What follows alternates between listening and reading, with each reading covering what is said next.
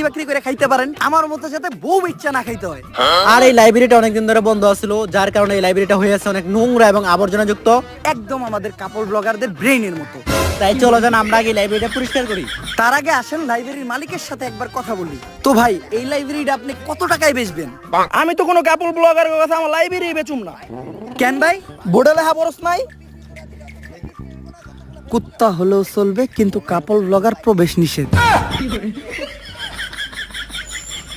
একবার খালি আমার লাইব্রেরিতে একটা কাপড় ব্লগার ঢুকছিল, তারপর থেকে আমি আমার লাইব্রেরি বন্ধ করে দিছি। আর তোরা ভাবছো তোর কাছে আমি লাইব্রেরি বেচমু? নির্লজ্জ বেহায়, বাইরে আনতে।